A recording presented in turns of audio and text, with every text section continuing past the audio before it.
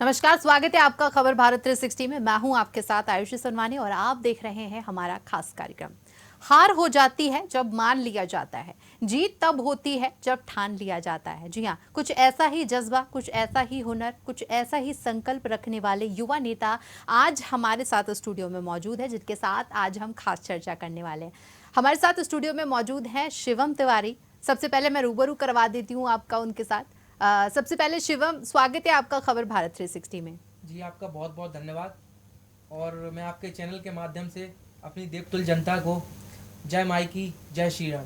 बिल्कुल। शिवम, सबसे पहला सवाल मेरा आपसे यही है। देखिए, जब हम किसी से बात करते हैं तो आगे की तो बात हम करते ही हैं, लेकिन यहाँ पर मैं आपको फ्लैशबैक में ले जाना चाहूँगी। मैं जानना चाहूँगी कि कहाँ से शुरुआत हुई, और आगे तो खैर सफ़र बहुत लंबा है, लेकिन शुरुआत मैं आपके स्टडी से करना चाहूँगी। कहाँ से आपने शुरुआत की? जी, मेरी जो स्कूल शिक्षा हुई है वो दतिया में स्थित भारतीय विद्यापीठ एक विद्यालय है, जो कि आवासीय विद्यालय है, जो कि संघ परिवार के हमारे जो प्रदीप अग्रवाल जी हैं उनका विद्यालय है। वो पूर्व में विधायक रहे हैं, वर्तमान में विधायक हैं। उनके पिताजी भी विधायक रहे हैं जनसत्ता से। तो मैं उसी विद्यालय से पढ़ा हूँ। चूँकि संघ परिवार का ही विद्यालय था तो वही संस्कार, स्टार्टिंग से वही संस्कार रहे हैं, सब कुछ सीखने को वहीं से मिला है। और मैंने विद्यार्थी परिषद में भी उसी स्कूल से काम करना स्टार्ट किया था जब मैं अपने विद्यालय समय में था, 10th में 12th में। तो तब से मैं काम कर रहा हूँ। शिवम, देखिए, अगर हम बात करें स्कूलिंग की, तो जिस तरीके से आपने अपना बैकग्राउंड शुरू से ही किया है, कहीं ना कहीं इस बात से ये बात समझ में आ जाती, क्लियर हो जाता है कि कहीं ना कहीं बचपन से ही राजनीति में आपको दिलचस्पी थी। ये कहना गलत नहीं होगा? आपका कहना सही है और मैं इस बात से सहमत हूँ, हम्म। क्योंकि देख रहा हूँ, सीख रहा हूँ। भाई, विद्यालय भी ऐसे इंसान का था जो राजनीति में रहा है, तो वो भी देखा है मैंने। हम्म। और स्टार्टिंग से परिवार में भी राजनीति रही है थोड़ी बहुत। हम्म। तो वही सब देख रहा हूँ, मान रहा हूँ, प्रोत्साहन ले रहा हूँ। हम्म। नेता भी ऐसा चुना मैंने जो मेरे परिवार का बहुत ध्यान रखता रहा शुरू से ही। राजनेता की अगर मैं बात करूं तो अमूमन ये सोचा जाता है कि राजनेता है, राजनेता और राज करना, ये दोनों कहीं ना कहीं आपस में जुड़े हुए हैं। लेकिन अगर हकीकत में हम देखें तो एक राजनेता जो होता है उसका कर्तव्य होता है जनता के बीच पहुंचना। जमीन से जुड़ा जितना ज्यादा नेता होता है उतनी ही उसकी पैठ अच्छी मानी जाती है, क्योंकि समाज सेवा नेता के जीवन से ऐसे जुड़े हुई है जैसे कि सुर के साथ संगीत। जी, आपका कहना सही है। देखिए, सेवा का माध्यम बनना है। हम्म। हमारी पार्टी, चूंकि जो भारतीय जनता पार्टी है, वो हमें शुरू से हम्म। एक संकल्प दिलाती है कि आपको सेवा ही संकल्प है आपका। हम्म। तो संघ परिवार भी बहुत पहले से संघ परिवार से जुड़ा हूँ। बाल स्वयं सेवक हूँ, वर्तमान में स्वयं सेवक हूँ, जो कि मूल रूप मेरा वही है, बाल स्वयं सेवक। और स्वयं सेवक ही मेरा मूल रूप है। और मैं देखता हूँ अपने नेता को, जो माननीय डॉक्टर नरोत्तम मिश्रा जी हैं। मैंने उनको देखा है कि सुबह से उठ जाना, 6 बजे से उठ जाना, अपनी दिनचर्या करना, फिर उसके बाद बस सेवा में लग जाना। जी। मैं देखता हूँ उनका सेवा का माध्यम बनते हैं वो। मैं भी उन्हीं से प्रोत्साहन लेता हूँ, उन्हीं का प्रतिनिधित्व करना चाहता हूँ। बिल्कुल। देखिए, नरोत्तम मिश्रा जी की अगर मैं यहाँ पर बात करूँ तो नरों में जो सबसे उत्तम वो होते हैं नरोत्तम। ये कहना गलत इसलिए नहीं है क्योंकि अगर हम देखें तो नरोत्तम मिश्रा का जो किरदार रहा है अपने आप में वो बहुत ही खास रहा है। जनता के बीच उनकी अच्छी पैठ तो है ही, लेकिन अगर हम बात करें जहाँ पर जनता के जीवन से जुड़ी हर एक चीज़ पर अगर सबसे पहला बयान, पहली प्रतिक्रिया अगर हम देखें तो वो नरोत्तम मिश्रा जी की आती है। और कहीं ना कहीं एक नेता को इतना एक्टिव होना बहुत ज़रूरी है कि वो ये जान सके कि ना सिर्फ अपने क्षेत्र में बल्कि पूरे देश में क्या हो रहा है। इसको लेकर आप क्या सोचते हैं? मैं ये सोचता हूँ कि जो एक नेता होता है उसका कर्तव्य होता है अपनी क्षेत्र की जनता को तो सर्वप्रथम रखना जी। दूसरा, आप जिस प्रदेश में उसको सर्वप्रथम रखना। तीसरा, जो आपको मान रहा है उसको सर्वप्रथम रखना। मैंने देखा है, उनके अंदर ललक देखी है कि उन्होंने सबको सर्वप्रथम रखा है। सर्वप्रथम माई को रखा है, दूसरी को जनता को रखा है। तो मैंने देखा है उनके काम करने का तरीका। आप दतिया में आइए, बाहर कहीं नहीं जाइए, आप सिर्फ दतिया में आइए, आप आके देखिए, वहाँ काम हुआ है, वहाँ विकास हुआ है। और यही वजह है कि जिसकी वजह से दतिया नरेश कहा जाता है। क्या कहेंगे? जी, दतिया नरेश कहा जाता है। सर्वप्रथम तो माई की कृपा है उन पे, बहुत ज्यादा कृपा है। और आप उनके काम को देखिए, कोई भी व्यक्ति हो, दुखी हो, कष्टदायी हो, एक बार उन तक बस पहुंच जाए, बाकी जिम्मेदारी उनकी रहती है कि उनको क्या करना है। बिल्कुल। आगे बढ़ते हैं और पद की बात करते हैं। अगर पद की हम बात करते हैं तो पद के साथ गरिमा जुड़ी हुई है, पद के साथ कई सारी जिम्मेदारियां जुड़ी होती हैं। हर व्यक्ति ये चाहता है कि उसके जीवन में पद उसको जरूर मिले। क्या आपके भी मन में इस तरह का कोई भाव है कि आप जब पार्टी के साथ जुड़े हुए हैं तो आपके पास भी कोई पद होगा तभी आप कार्य करेंगे, या बिना पद के भी जनता की सेवा करना आपका कर्तव्य है? देखो, मैं जानता हूँ पद, कद, पावर ये कुछ मायने नहीं रखते। आपका व्यक्तित्व कैसा है आपकी जनता के बीच, आपके समर्थकों के बीच, ये मायने रखता है। आपके मन में सेवा का भाव है कि नहीं है। आप बिना पद के भी काम कर सकते हो अगर आप चाहो। मैंने देखा है कई लोग बिना पद के भी अपने क्षेत्र में रहते हैं, एक्टिव रहते हैं और उनके काम होते हैं क्योंकि उनको जनता का प्यार मिलता है। तो सर्वप्रथम जनता का प्यार मिलना बहुत जरूरी होता है। अगर आपके साथ जनता है तो आपको ना कोई पद चाहिए, ना कोई कद चाहिए, सिर्फ आपको प्रेम चाहिए और उनका प्यार चाहिए। बिल्कुल। अगर मैं आगे की बात करूं, अगर आपको भविष्य में कोई बड़ा पद मिलता है तो पहली जिम्मेदारी, पहला काम आप जो समझते हैं जरूरी, वो आपका क्या होगा? सर्वप्रथम अगर मुझे माई की कृपा से कोई पद मिलता है तो मैं चाहता हूं कि जो जरूरतमंद लोग हों, मेरी जो बहनें हैं जिनके परिवार असमर्थ है, मैं उनका विवाह करना चाहता हूं। और ऐसी कई योजनाएं हैं जिनसे कई लोग लाभान्वित नहीं हो पाते हैं, जिनसे दूर रहते हैं, वंचित रहते हैं। उन वंचित लोगों तक वो योजनाएं मेरे माध्यम से पहुंच सके। कराने वाली माई रहती हैं, पीताम्बरा माई रहती हैं, नरोत्तम भाई रहते हैं, लेकिन मैं चाहता हूं कि एक बार माध्यम मैं भी बनूं। बिल्कुल। बीजेपी शिवम अभी जो है सदस्यता अभियान चला रही है। इसके तहत लोगों को जोड़ना मुख्य मकसद है। इसको लेकर तरह तरह के आयोजन किए जा रहे हैं। लेकिन अगर हम इस अभियान की बात करें तो इसका मुख्य उद्देश्य जो मैं समझती हूँ वो है जनता के बीच पहुंचना। इस अभियान को लेकर आप क्या सोचते हैं? जी, जैसा कि माननीय मुख्यमंत्री द्वारा ये जो अभियान चलाया जा रहा है, बड़ा ही सराहनीय कार्य है मेरे मुताबिक। और मैं तो चाहता हूँ कि ज्यादा से ज्यादा सदस्यता हो और होनी भी चाहिए, और हो रही है। कार्यकर्ता अपने क्षेत्र में लगा हुआ है। मैं देख रहा हूँ कार्यकर्ता जो भगवान राम के लिए पुल बनाने में गिलहरी ने काम किया था, वो काम कार्यकर्ता कर रहा है। और एबीपी में मैंने भी काम किया है और वर्तमान में भी कर रहा हूँ। मैं भी सदस्यता अभियान में भागीदारी हूँ। मैं भी सदस्यता ज्यादा से ज्यादा जो हो रहा है वो मैं कर रहा हूँ, भाजपा के लिए, युवा मोर्चा के लिए और विद्यार्थी परिषद के लिए। बिल्कुल। अगर बात की जाए देश की स्थिति की तो देखिए कहीं ना कहीं चिंता की स्थिति हम देखने को मिल रही है, क्योंकि महिलाओं के खिलाफ लगातार अपराध बढ़ रहे हैं। और इसको कहीं ना कहीं अगर हम देखें तो हमारे प्रदेश में, मध्य प्रदेश में इस तरह की जो गतिविधियां हैं उसको रोकने में अगर सबसे बड़ा हाथ अगर किसी का रहा है तो वो हमारी प्रदेश सरकार का रहा है। इस बात को कोई भी नकार नहीं सकता। अगर हम बात करें पूर्व मुख्यमंत्री शिवराज सिंह चौहान की, तो मामा के नाम से वे जाने जाते हैं। और कहीं ना कहीं अगर नेता की ऐसी छवि होती है कि जनता उसके साथ सीधे जुड़ी होती है तो ये एक बड़ी भूमिका निभाती है। इसको लेकर आप क्या सोचते हैं? माननीय पूर्व मुख्यमंत्री जी जो वर्तमान में केंद्रीय मंत्री हैं, उनका काफी अच्छा कार्यकाल रहा है, मैं ये जानता हूँ। उसी कार्यकाल में मेरे माननीय डॉक्टर नरोत्तम मिश्रा गृह मंत्री रहे हैं। तो जब वो गृह मंत्री थे तो प्रदेश में ऐसी कई घटना हुई हैं और उन घटनाओं को तह तक पहुंचे हैं। तह तक पहुंच के मुलजिम जो मिला है उसको उसकी सजा मिली हुई है। मैंने देखा है कई ऐसे केस हुए हैं जो बहुत ही मुश्किल था जिनको ढूंढ पा रहा। मैं जानता हूँ जिनको मुश्किल था, लेकिन वो तह तक पहुंची है पुलिस। क्योंकि माननीय नरोत्तम मिश्रा जी का सिर्फ कहना ये है कि जो मुलजिम है वो कोई भी हो, कोई भी संप्रदाय से हो, कोई भी पार्टी से हो, कहीं का भी हो, हमारी पार्टी का भी है, अगर गुनहगार है तो उसको गुनाह हम दिलाएंगे, उसको सजा हम दिलाएंगे, उसके गुने की सजा उसको हम दिलाएंगे। बिल्कुल। देखिए नरोत्तम मिश्रा जी की अगर हम बात करें तो जनता के साथ तो वो जुड़े हुए हैं, इसमें कोई शक नहीं है। लेकिन अगर हम चुनाव की बात करें, जिस तरीके से रिजल्ट आए थे, किसी ने भी नहीं सोचा था, मेरे ख्याल से शायद ही किसी ने सोचा होगा कि सीट हार जाएंगे। क्या वजह आप देखते हैं कि हार मिली?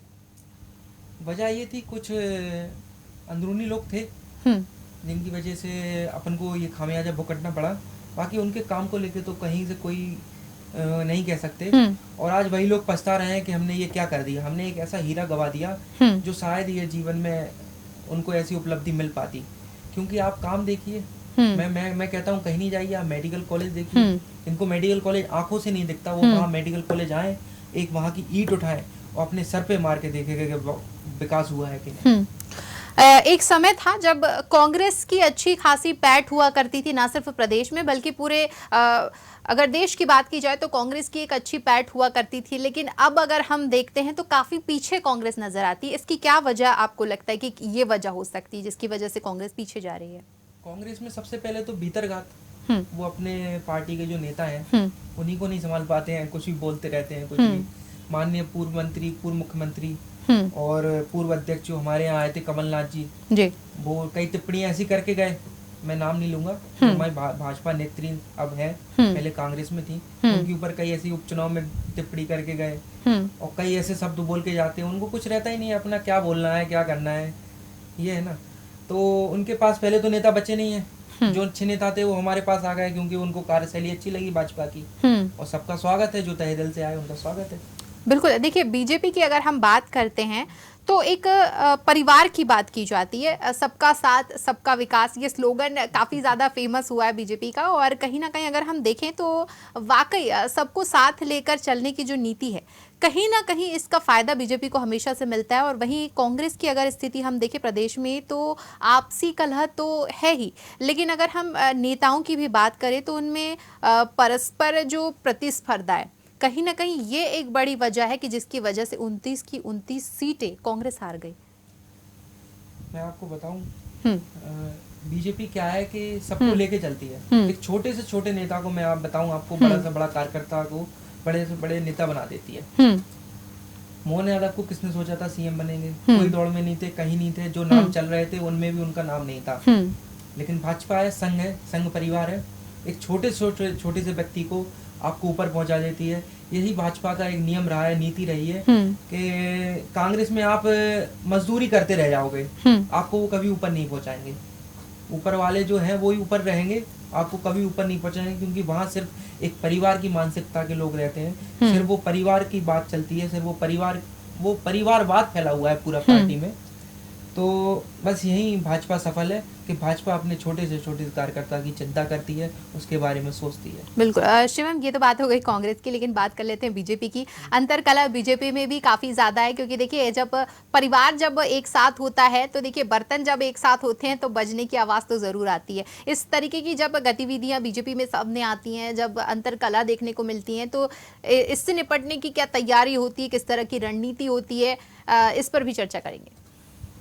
अंतरकलह जो होता है वो उनके कुछ ऐसी बात हो जाती है जो उनको ट्रेनिंग नहीं मिल पाती है किसी लोगों की आपस में, लेकिन हम लोग बैठ के सुलझाते हैं। ये नहीं कि मीडिया में चले जाएं या माइक छुड़ा लें या किसी के पद, अगर वो पदाधिकारी है तो उसका पद छुड़वाने की कोशिश करें, उसका पद लेने की कोशिश करें। हमारे मन में कभी द्वेष भावना नहीं आती है। ये एक परिवार है, परिवार एक कमरे में बैठ के सुलह करता है, सब समझौता करता है, और हम लोग एक दूसरे से प्रेम पूर्वक भाई लोगों की तरह सब रहते हैं।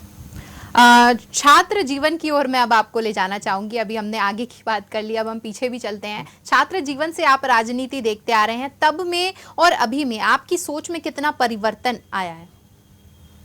छात्र राजनीति जो होती है उस समय बचपना भी रहता है, एक उबाल रहता है, खून गर्म भी रहता है, तो कई चीजें ऐसी रहती हैं जो नहीं समझ पाते हैं। धीरे धीरे जब बड़े होते हैं, मैच्योरिटी आती है, तो सब चीजें समझ में आती है कि क्या राजनीति होती है, क्या छात्र राजनीति होती है, क्या हम भाजपा में क्या कर सकते हैं रह के, हम युवा मोर्चा में रह के क्या कर सकते हैं, विद्यार्थी परिषद में रह के क्या कर सकते हैं। मैं आपको बताऊं, मैं जब छोटा था जी, तब 2008 में माननीय हमारे यहाँ से चुनाव लड़े थे पहली बार। तो उसके कुछ दिन बाद जब मेरे पिताजी बोले चलो एक नेता आया है, मैं आपको उनको सुनवा के आता हूँ। मैं छोटा था, मैं शौक था, मैंने कहा चलो। तो वो नेता माननीय डॉक्टर नरोत्तम मिश्रा जी थे। तो मैंने उनको सुना, सुन के लगा हाँ ये एक भविष्य है, और भविष्य है ये हमारे दतिया का। बहुत अच्छा लगा सुन के। तो बस मैं ये यहाँ आपके मंच से, आपके चैनल के माध्यम से ये कहना चाहता हूँ कि भविष्य में मैं बड़ा होऊंगा, मेरे बच्चे होंगे, तो मैं चाहता हूँ कि जो माननीय डॉक्टर सुखन मिश्रा जी है, उनके सुपुत्र, मैं चाहता हूँ मैं वही बात अपने बच्चों को कहूँ कि चलो एक ऐसा नेता आया है कि मैं आपको सुनवा के आता हूँ, तो वो भी अभिभूति करें जो आज मैं कर रहा हूँ। बिल्कुल। देखिए अगर हम बात करें तो जब हम अपने जीवन में कोई परिवर्तन लाना चाहते हैं या हम किसी चीज़ की तरफ अग्रसर होते हैं तो कोई ऐसी चीज़ होती है, कोई ऐसा पल होता है, कोई ऐसा क्षण होता है, कोई ऐसी घटना होती है जिससे हम प्रेरित होते हैं।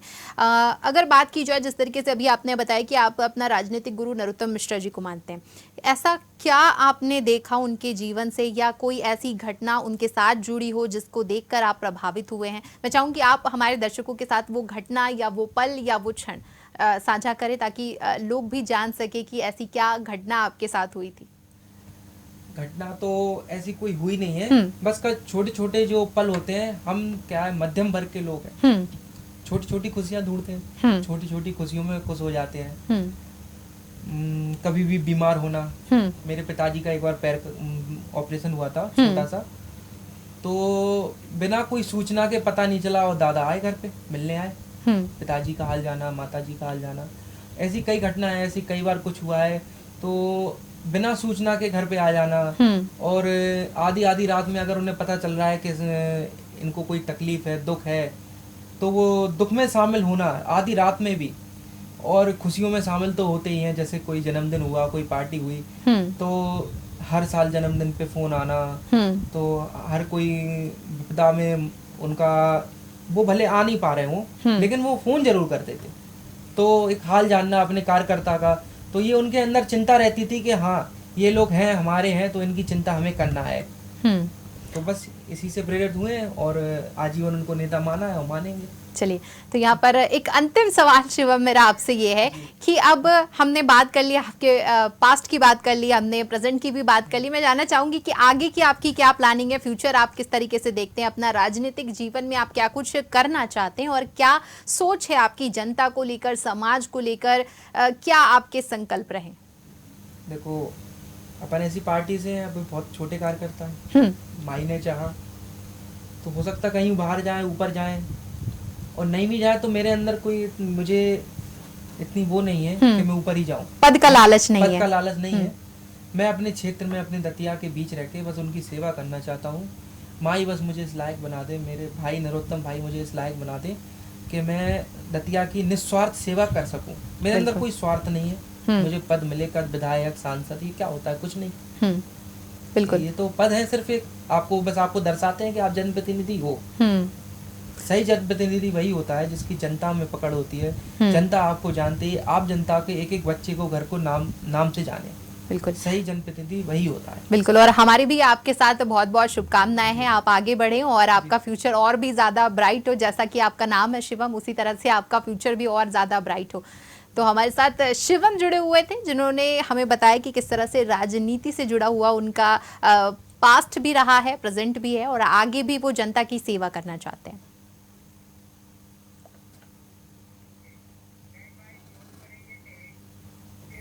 और इस खास चर्चा में फिलहाल इतना ही। आप बने रहिए खबर भारत 360 के साथ। मुझे दीजिए इजाजत, नमस्कार।